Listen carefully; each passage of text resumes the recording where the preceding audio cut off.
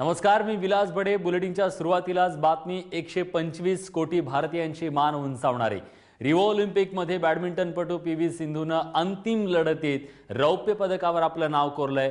फायनलच्या सामन्यात तिची लढत स्पेनच्या कॅरोलिना मेरिनशी झाली आणि पहिल्या सेटमध्ये 19-21 न सिंधूनं कॅरोलिनावर मात केली। मात्र दुसऱ्या सेटमध्ये कॅरोलिनानं 21-12 अशा फरकानं सिंधूला मागे टाकलं आणि तिसऱ्या सेटमध्ये सिंधूनं 21-15 न जी आहे ती मात तिला दिलेली आहे। अवघ्या 21 वर्षाच्या सिंधूनं पहिल्याच ऑलिम्पिकपर्यंत मजल मारली आणि पहिल्याच प्रयत्नात रौप्य पदकावर देखील आपलं नाव कोरलेलं आहे। ऑलिम्पिकमध्ये भारताचं नाव उंचावणाऱ्या सिंधूवर देशभरातून कौतुकाचा अक्षरशः वर्षाव होतोय।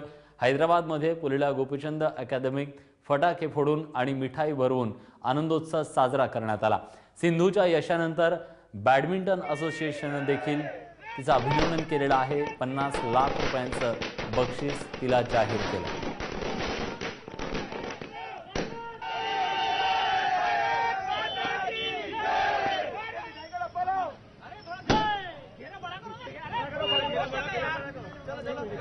सिंधूचं हे ऐतिहासिक यश आणि त्या यशाचं सेलिब्रेशन सध्या देशभरात सुरू आहे। खरं तर क्रिकेटचं सेलिब्रेशन आपल्याला पाहण्याची सवय आहे, पण क्रिकेटच्या व्यतिरिक्त देखील आज बॅडमिंटनचं यश भारताच्या अनेक शहरात रस्त्यांवर पाहायला मिळतंय।